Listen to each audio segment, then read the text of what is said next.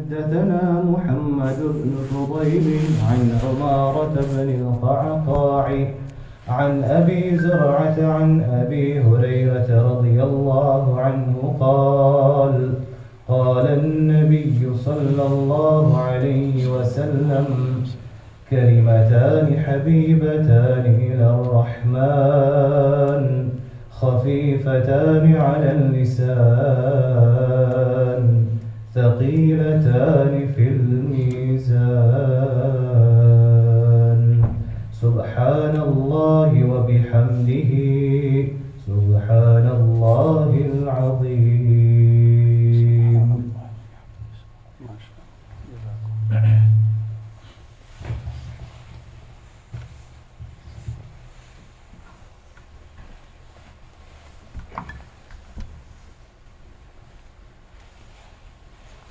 بسم الله الرحمن الرحيم.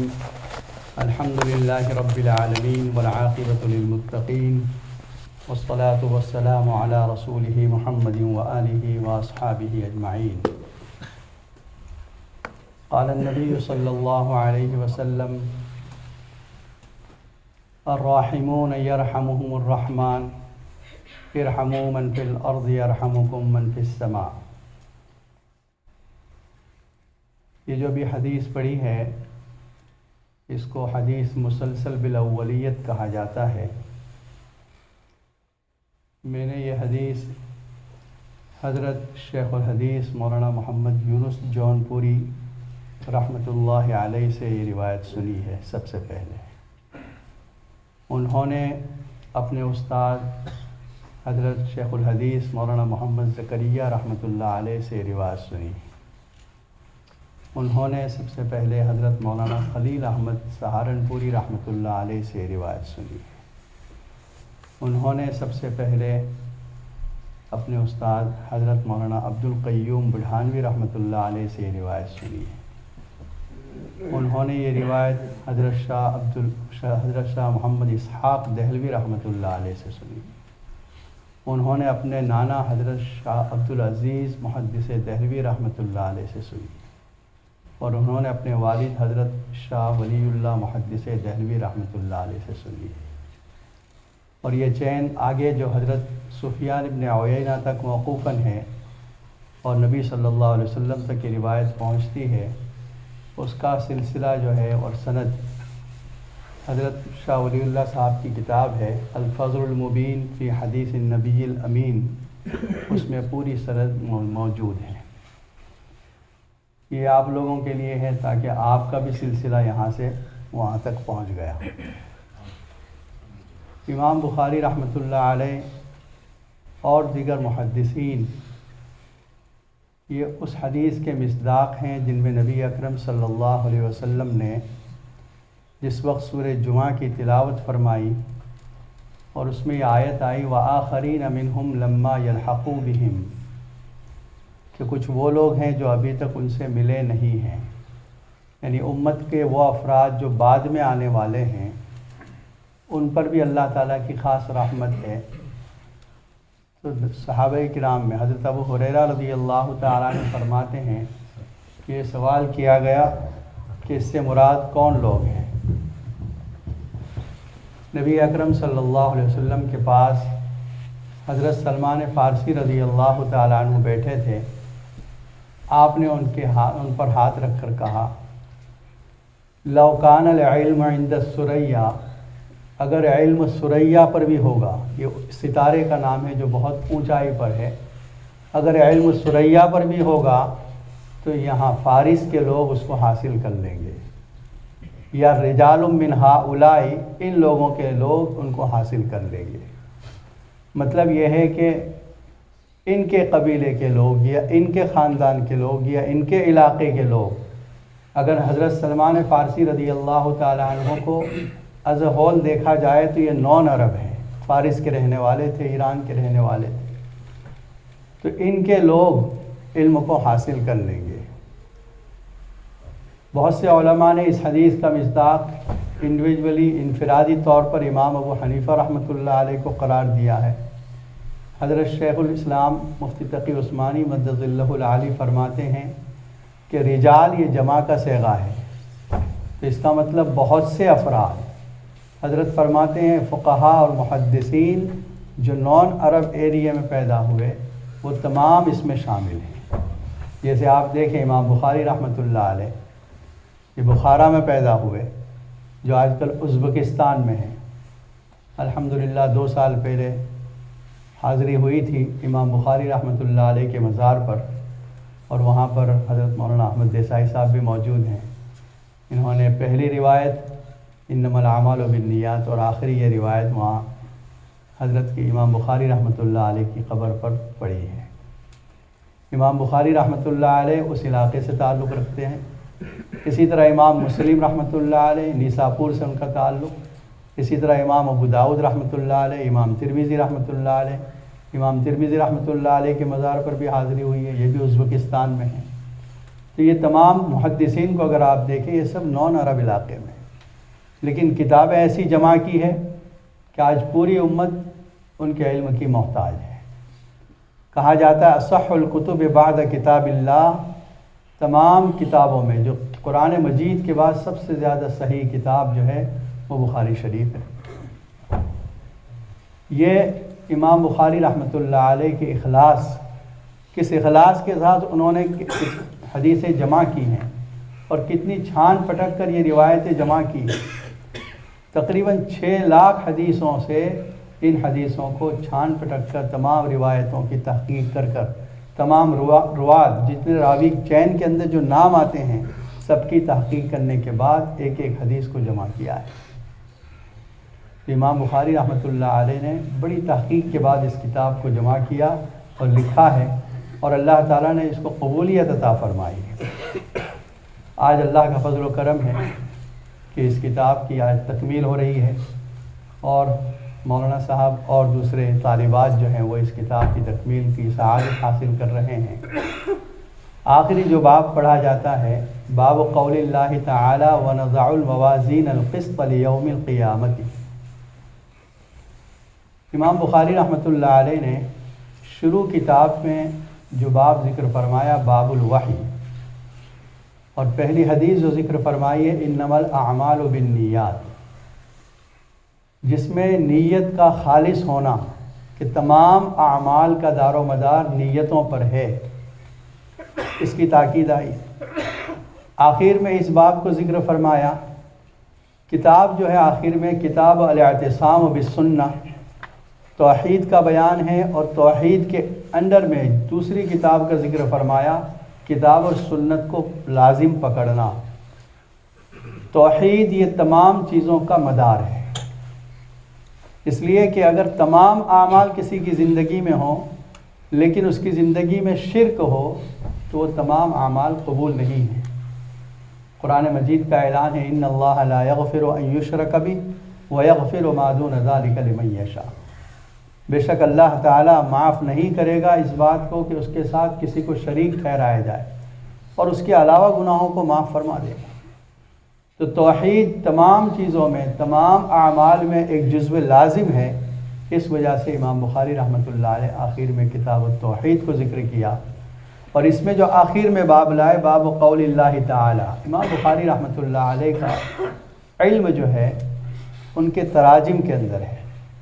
حضرت شاہ علامہ انور شاہ کشمیری رحمۃ اللہ علیہ فرمایا کرتے تھے کہ اب تک جتنی کتابیں لکھی گئی امام بخاری رحمۃ اللہ علیہ پر یا بخاری شریف کی شروحات، کامنٹری، یہ سب اب تک بھی امام بخاری رحمۃ اللہ علیہ کے ابواب کو امت پوری طرح سمجھ نہیں پائی، بلکہ ایک مرتبہ فرمایا کاش ابن تیمیہ اس پر کچھ قلم اٹھا لیتے اور کاش ابن تیمیہ اس پر گزر جاتے، یعنی ابواب پر کچھ لکھ دیتے۔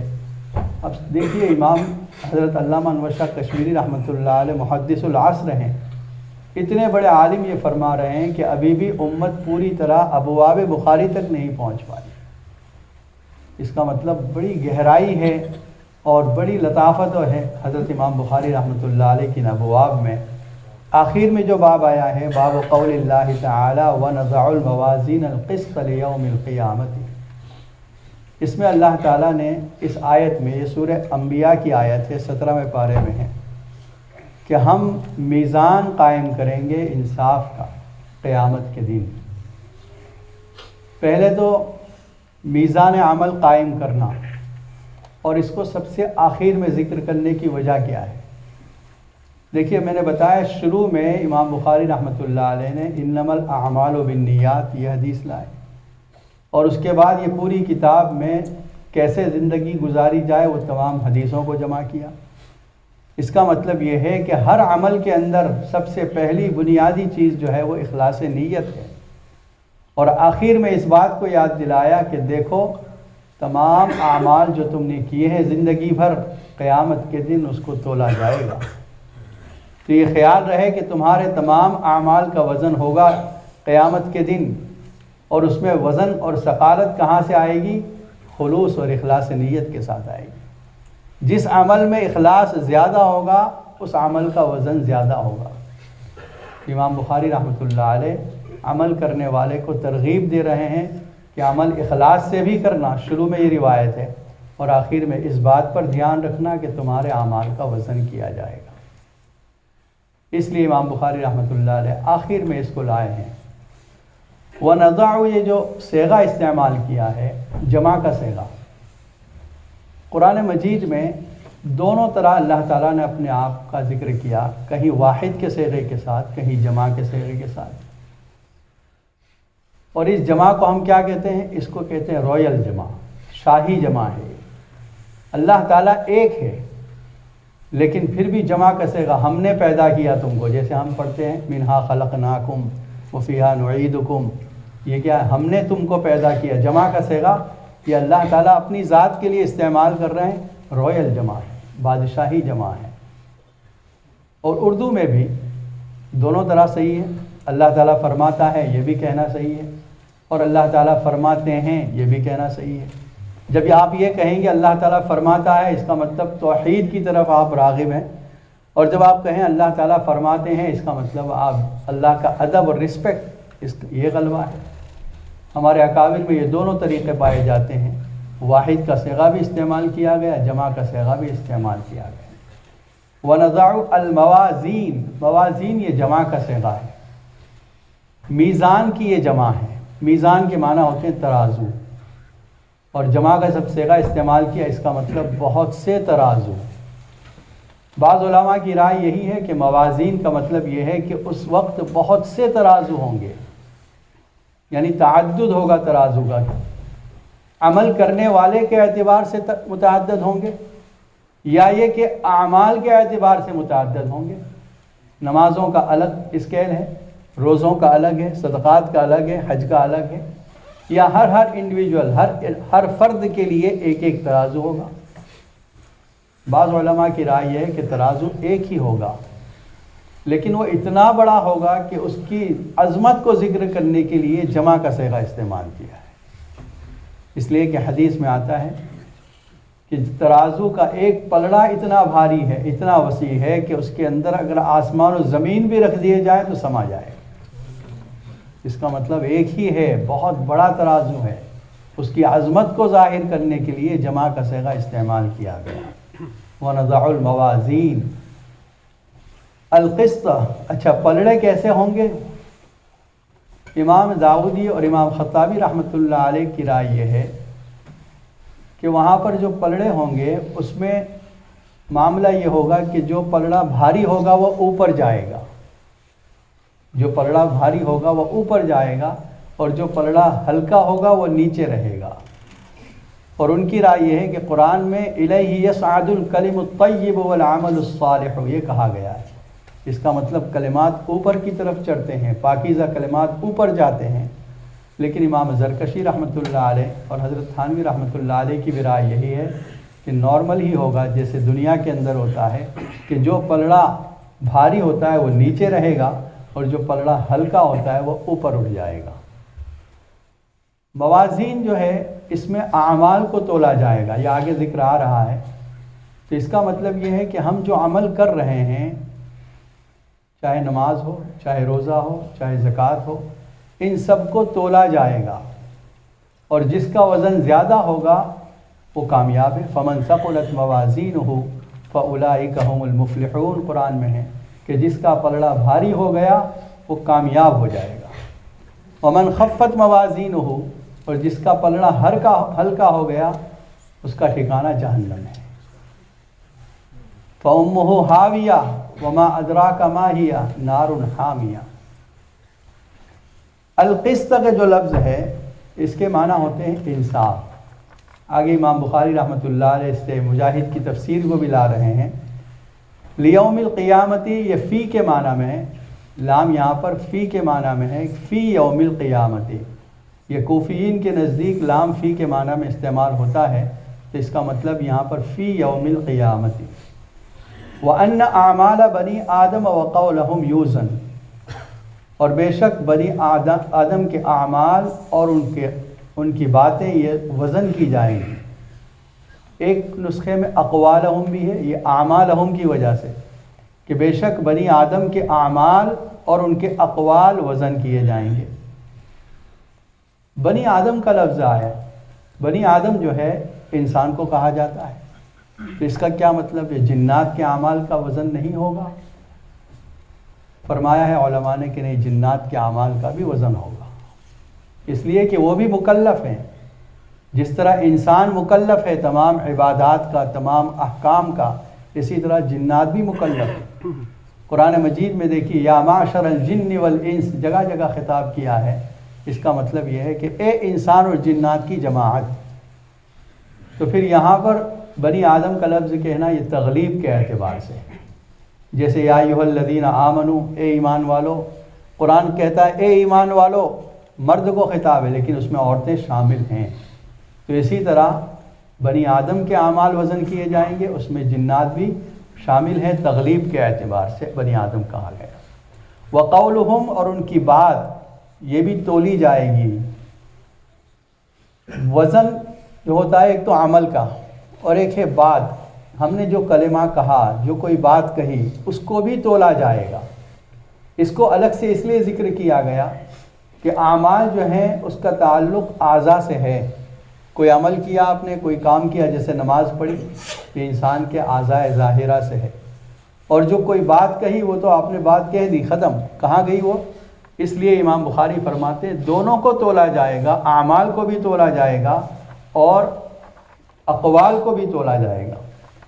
اب یہ کہ سوال یہ ہوتا ہے کہ اعمال تو ہم نے کیے وہ ختم ہو گئے، جیسے 2 رکعت نماز پڑھی، جب تک عمل کر رہے تھے رکوع اور سجدے کی کیفیت نظر آ رہی تھی، لیکن اس کے بعد جیسے ہی سلام پھیرا وہ عمل ختم ہو گیا، تو پھر کیسے تولا جائے گا؟ ایک جواب اس کا یہ ہے کہ ایک حدیث کے مطابق صحائف اعمال کو تولا جائے گا، کہ جو صحیفے جو لکھے گئے ہیں، رجسٹر کیے ہیں، فرشتوں نے نام اعمال جو لکھے ہیں ان کو تولا جائے گا۔ اور دوسرا قول یہ ہے کہ اعمال کو اللہ تعالیٰ جسم عطا فرمائیں گے۔ ابھی ہمارے سامنے جو ہے یہ ایک عرض کی شکل ہے، فزیکل نہیں ہے۔ یہ 2 رکعات کا ثواب کیا ہے؟ یہ فزیکل نہیں ہے، لیکن اللہ تعالیٰ آخرت میں اس کو جسم عطا فرمائیں گے اور ان کو تولا جائے گا۔ اب اس پہ اور انسان اگر غور کرے، آج کل ہم نے بہت سی ایسی ایجادات دیکھی ہیں کہ جس میں انویزیبل چیزوں کو بھی تولا جا رہا ہے، ناپا جا رہا ہے۔ جیسے تھرمامیٹر لگاتے ہیں آپ کی باڈی پر، پتہ چل جاتا ہے ٹیمپریچر کتنا ہے۔ اس کمرے کے اندر اس وقت کتنی گرمی ہے وہ ناپنے کا ایک آلہ ہے۔ ہوا اس وقت کتنی ہے، اس کے اندر رفتار کتنی ہے ہوا کی، وہ تولا جا سکتا ہے، ناپا جا سکتا ہے۔ اور ہوا کے اندر گیلا پن کتنا ہے وہ ناپا جا سکتا ہے۔ اور بہت سی چیزیں آپ دیکھ رہے ہیں کہ جو چیز دیکھی نہیں جا رہی ہیں اس کو ناپنے کے ایجادات اور میجرمنٹ کے آلات تیار ہو چکے ہیں۔ تو اسی طرح اللہ تعالیٰ کی قدرت ہے کہ اللہ تعالیٰ اعمال کو وزن فرمائیں گے۔ وَأَنَّ أَعْمَالَ بَنِي آدَمَ وَقَوْلَهُمْ يُوزَنُ، اور بے شک بنی آدم کے اعمال اور اس کے اقوال کو وزن کیا جائے گا۔ اور اگر حدیث بطاقہ کو دیکھیں تو اس سے سمجھ میں آ جاتا ہے۔ حدیث بطاقہ کیا ہے؟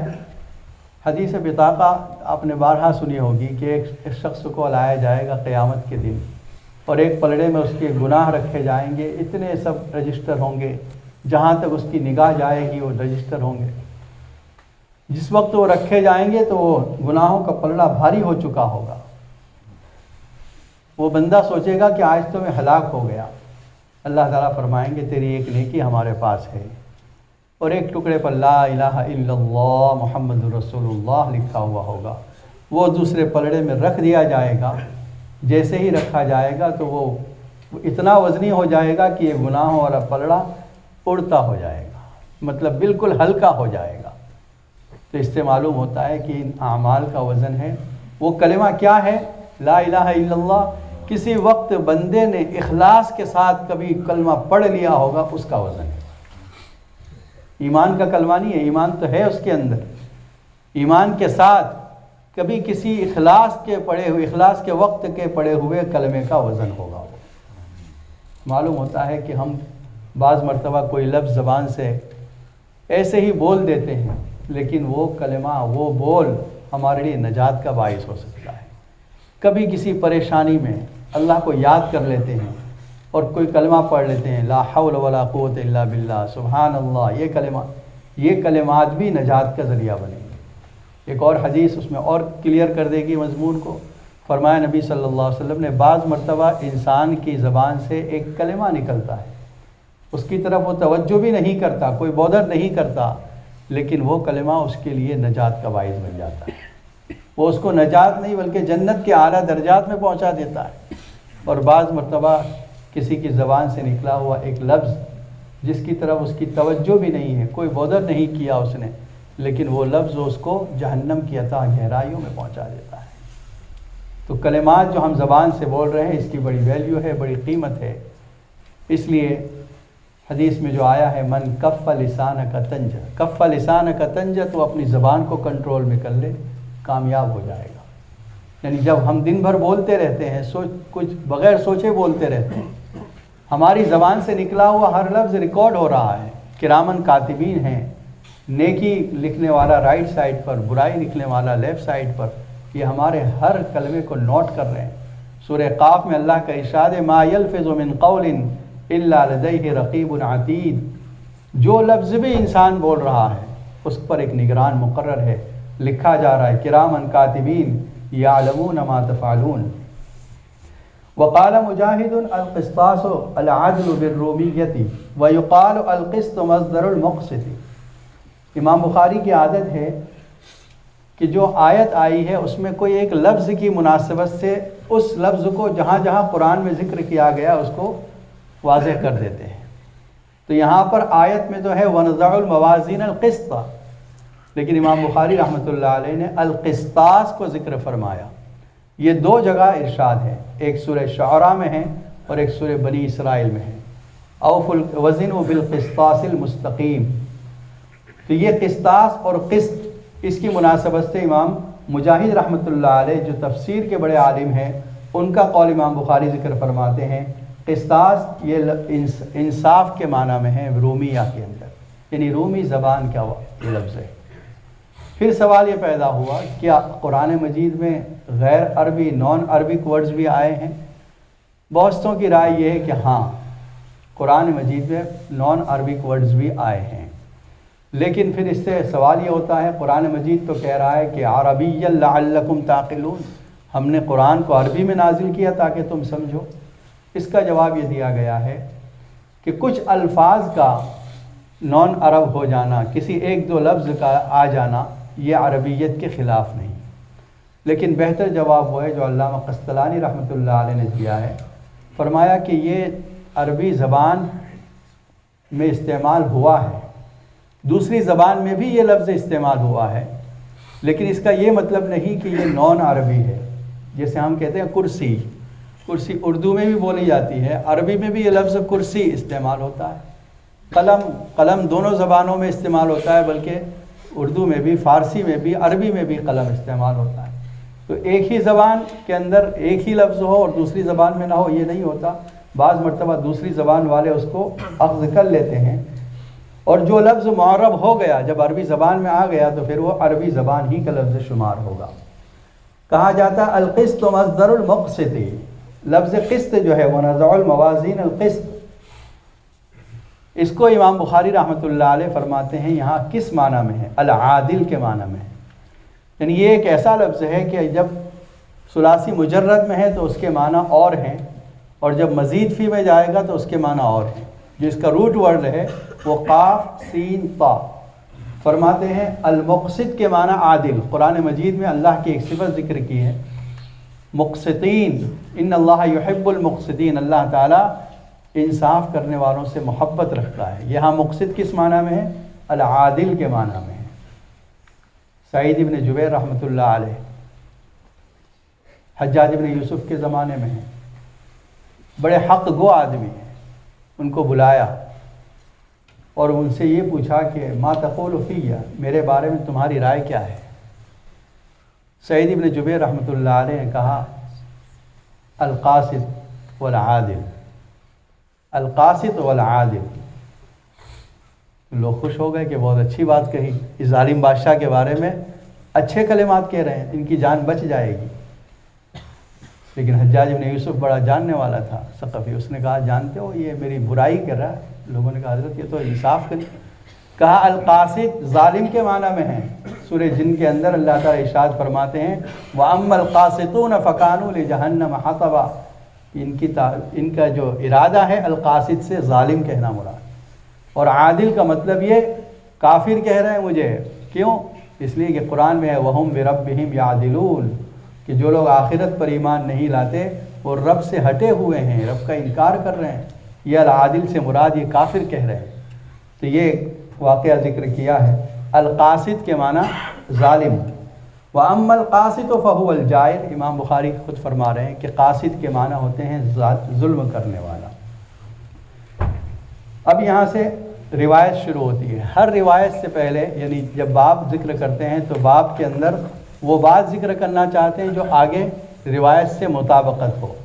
تو پہلے آیت ذکر فرمائی وَنَضَعُ الْمَوَازِينَ الْقِسْطَ لِيَوْمِ الْقِيَامَةِ، اس کے بعد اپنی طرف سے جو تعلیق ذکر فرمائی، اپنی طرف سے جو الفاظ ذکر فرمائے ترجمۃ الباب میں وَأَنَّ أَعْمَالَ بَنِي آدَمَ وَقَوْلُهُمْ يُوزَنُ۔ اب اس کے بعد حدیث ذکر فرماتے ہیں۔ وَبِهِ قَالَ حَدَّثَنَا أَحْمَدُ بْنُ إِشْكَابٍ قَالَ حَدَّثَنَا مُحَمَّدُ بْنُ فُضَيْلٍ عن عمارة بن القعقاع عن ابی زرعة عن ابی ہریرہ رضی اللہ تعالی عنہ۔ یہ راویان کے نام ہیں۔ راویان جو چین ہوتی ہے اس کا مطلب امام بخاری رحمۃ اللہ علیہ نے جن سے سنا ہے ان کا نام سب سے پہلے آئے گا۔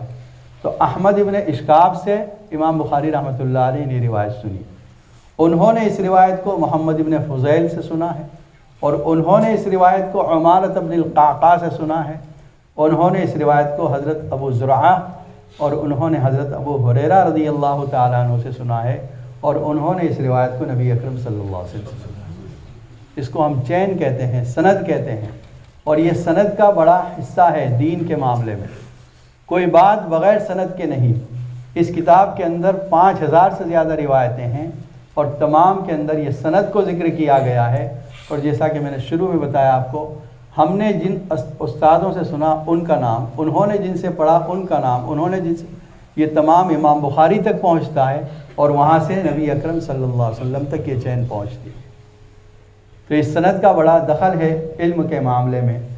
قال النبی صلی اللہ علیہ وسلم، نبی اکرم صلی اللہ علیہ وسلم کا ارشاد ہے کلمتان حبیبتان الی الرحمن۔ کلمہ چھوٹا ہوتا ہے اور کلام جو ہے یہ بڑا ہوتا ہے، لیکن کبھی کبھی کلام کو بھی کلمہ کہا جاتا ہے، کیونکہ یہ کلام ہے، اس پہ کلمہ کا اطلاق ہوا ہے، جسے ہم کہتے ہیں کلمہ شہادت۔ کلمہ شہادت پورا حصہ اشہد ان لا الہ الا اللہ و اشہد ان محمدًا عبدہ و رسولہ، یہ کلام ہے، لیکن اس کو کلمہ کہا گیا۔ یہاں بھی کلمتان، یہ کلمہ کہہ رہے ہیں لیکن یہ پورا کلام ہے۔ دو کلمے حبیبتان الی الرحمن، اللہ کو بہت محبوب ہیں، پیارے ہیں۔ اللہ کو محبوب کیوں ہے؟ اس لیے کہ اس میں اللہ کی تعریف ہے، اور اللہ تعالیٰ اس بات سے خوش ہوتے ہیں کہ اللہ کی تعریف کی جائے، اس لیے اللہ کو محبوب ہیں۔ جب اللہ کو محبوب ہے تو اس کا مطلب کوئی بھاری بات ہوگی، بہت مشکل ہوگا اس کا بولنا، تو فرمایا نہیں، خفیفتان علی اللسان، زبان پر بہت ہلکے ہیں، بہت آسان ہیں، یعنی ان کا پروناؤنس بھی آسان ہے، تلفظ بھی آسان ہے، پڑھنے میں آسان ہے، اور اہل علم جانتے ہیں تجوید کے اندر کچھ حروف شدیدہ ہیں، کچھ حروف محموسہ ہیں، کچھ ایسے حرف ہیں جن کو ثقالت سے نہیں، مشکل سے ادا کیا جاتا ہے، لیکن اس کے اندر سے صرف با ہے یہاں پر، اجد و قطن بقت، یہ حروف شدیدہ ہیں، اس میں سے صرف با ہے اس کلمے میں، اور جو مشکل ادا کرنا ہے جیسے ضاد، شین، زا، وہ بھی اس میں نہیں ہے۔ تو جتنے مشکل الفاظ ہیں جن کا ادا کرنا مشکل ہے وہ ان کلمات میں شامل نہیں ہیں، اس لیے خفیفتان علی اللسان، زبان پر بہت آسان ہے۔ اچھا، جب زبان پر آسان ہے تو اس کا مطلب اس کا ثواب کم ہوگا؟ کہا نہیں، ثقیلتان فی المیزان، وہ دونوں بہت بھاری ہیں میزان میں، یعنی جب اللہ کے یہاں نامہ اعمال میں ان کو تولا جائے گا، وزن کیا جائے گا تو وہ بہت بھاری ہیں۔ وزن کرنے میں ایک بعض علماء کی رائے تو یہ ہے کہ صرف مومنین کے اعمال کا وزن کیا جائے گا، بعض کی رائے یہ ہے کہ نہیں، کافروں کا بھی وزن کیا جائے گا، لیکن ان کے حسنات جو ہیں اس کا کوئی وزن نہیں ہوگا، ایک طرف کفر رکھا جائے گا اور دوسری طرف خالی پلڑا ہے، اس لیے فیصلہ ان کے حق میں جہنم کا ہو جائے گا۔ حضرت تھانوی رحمۃ اللہ علیہ، حکیم الامت رحمۃ اللہ علیہ فرماتے تھے کہ دو وزن ہوں گے، پہلا وزن ایمان و کفر کا ہوگا، اور اس کے بعد جو مومن ہوں گے ان کے نیک اعمال اور برے اعمال کا وزن ہوگا، گویا دو مرتبہ ہوگا چیکنگ۔ جیسے ایئرپورٹ پر بھی جاتے ہیں آپ تو دو مرتبہ چیکنگ ہوتی ہے، ایک مرتبہ سامان کی چیکنگ ہو گئی، ایک مرتبہ آپ کی شخصیت کو چیک کرتے ہیں، تو اسی طرح وہاں پر پہلے ایمان اور کفر کا مسئلہ اور اس کے بعد اعمال کا مسئلہ آئے گا۔ یہ جب تولے جائیں گے اس وقت یہ بہت بھاری ہوں گے، ثقیلتان فی المیزان، میزان میں بہت بھاری ہیں، اور وہ کلمات کون سے ہیں؟ سبحان اللہ و بحمدہ سبحان اللہ العظیم۔ تمام اللہ کی ذات پاک ہے تمام عیوب سے۔ سبحان جو ہے یہ سین، با اور ہا، اس کا روٹ ورڈ جو ہے مادہ، اس کے معنی ہوتے ہیں تیرنا۔ تو سبحان جب تیرنے والا تیرتا ہے تو اپنی ذات کو، اپنی شخصیت کو، اپنے جسم کو ایک خاص جگہ پر رکھتا ہے، نیچے بھی نہیں جاتا اور اوپر بھی نہیں، بلکہ پانی پر ایک جگہ پر وہ تیر رہا ہے، اگر نیچے جائے گا تب بھی خطرہ ہے۔ اس وجہ سے اللہ کو جو مقام حاصل ہے اس کو ہم کہتے ہیں سبحان، کہ تمام عیوب سے پاک ہے اور تمام جتنی برائیاں ہو سکتی ہے، نقص اور کوتاہیاں ہو سکتی ہے، اللہ اس سے پاک صاف ہے۔ وَبِحَمْدِهِ، اور اس کی تعریف بھی کر رہے ہیں تو اب اس کے مرتبے کو اٹھا رہے ہیں۔ جیسے ہم پہلے کپڑے کو صاف کرتے ہیں اس کے بعد اس پر خوشبو لگاتے ہیں، تو سبحان اللہ یہ کپڑے کی صفائی ہے، اللہ کو تمام عیوب سے پاک صاف کرنا ہے، اور تمام تعریف اللہ کے لیے ہے، اب اس پر خوشبو لگانا ہے، تمام تعریف اللہ کے لیے ہے۔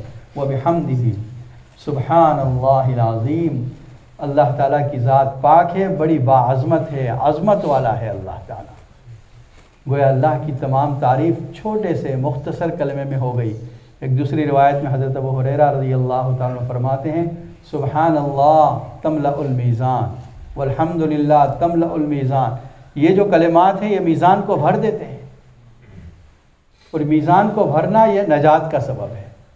تو امام بخاری رحمۃ اللہ علیہ آخر میں ان دو کلموں کو لا کر اور اس حدیث کو لا کر یہ بتلا رہے ہیں کہ دیکھو، شروع میں ہم نے اخلاص کی روایت کو ذکر کیا کہ تمام اعمال کے اندر اخلاص کا خیال رکھنا، اور پھر آخر میں وزن اعمال کا ذکر کیا گیا، اس لیے کہ آخرت کا معاملہ وزن عمل کا ہے، اعمال کا وزن آخرت میں کیا جائے گا۔ تو پوری زندگی شروع سے لے کر آخر تک ہم ایسے کام کریں کہ اس میں نیت بھی خالص ہو، اللہ کے لیے کیا جائے، اور آخر میں وزن عمل کا ذکر کیا ہے تو آخرت کا تصور ضرور ہو۔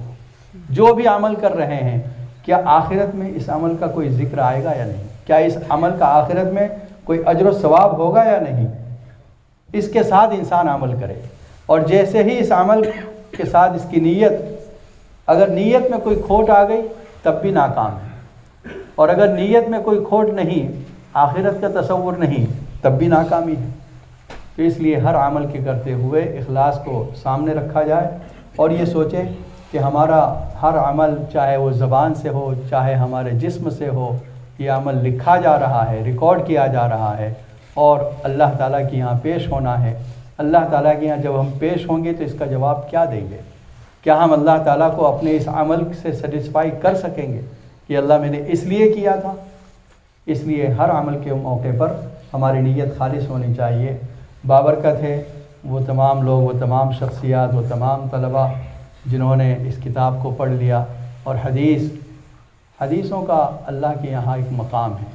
دیکھیے نبی صلی اللہ علیہ وسلم کی زبان سے جو کچھ ادا ہوا ہے یہ اللہ کی طرف سے ادا ہوا ہے۔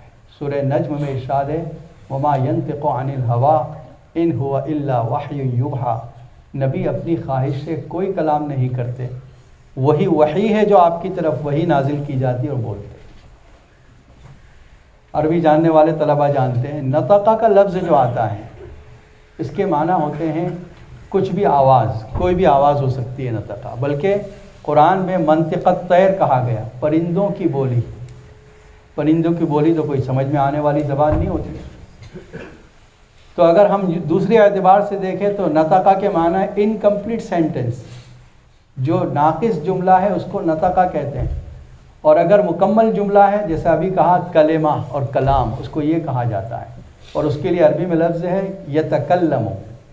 تو قرآن میں سورہ نجم میں یہ نہیں کہا وما یتکلم عن الہوا، بلکہ وما ینطق کہا کہ اگر فل سینٹنس بھی ہے تو اللہ کی طرف سے وحی آ رہی ہے، انکمپلیٹ سینٹنس بھی آپ فرما رہے ہیں وہ اللہ کی طرف سے آ رہی ہے۔ اس کا مطلب آپ کی زبان سے ادا کیا ہوا کوئی لفظ ایسا نہیں جو قابل دلیل نہ ہو، بلکہ اللہ کی طرف سے آ رہا ہے، اس لیے آپ کی زبان سے نکلا ہوا ہر لفظ ایک دلیل رکھتا ہے۔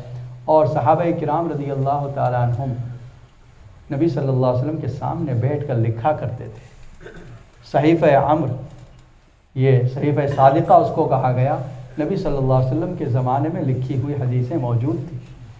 ان کے بعد اور کتابیں ہیں، ہاں ترتیب کے ساتھ، جیسے امام بخاری رحمۃ اللہ علیہ کی ترتیب ہے، امام مالک رحمۃ اللہ علیہ کی ترتیب ہے کہ وضو کی حدیثوں کو الگ جمع کیا، نماز کی حدیثوں کو الگ جمع کیا، اسی طرح کھانے پینے کی حدیثوں کو، معاملات، یہ ترتیب بعد میں ہوئی ہے، لیکن حدیثیں بجائے خود موجود ہیں۔ بہت سے لوگ جو اشکال کرتے ہیں کہ حدیثیں بعد میں لکھی گئی، یہ کتابیں تو بعد میں آئیں، ٹھیک ہے، کتاب ترتیب کی شکل میں بعد میں ہے، لیکن ایک بات یاد رہے کہ جس سورس کے ذریعے ہم تک قرآن آ رہا ہے اسی سورس سے حدیث آ رہی ہے۔ بلکہ سورہ نحل میں اللہ تعالیٰ کا ارشاد ہے وَأَنزَلْنَا إِلَيْكَ الذِّكْرَ لِتُبَيِّنَ لِلنَّاسِ مَا نُزِّلَ إِلَيْهِمْ، ہم نے آپ پر قرآن نازل کیا تاکہ آپ لوگوں کے سامنے اس کو بیان کر دیں، کھول کر واضح کر دیں، ایکسپلین کر دیں۔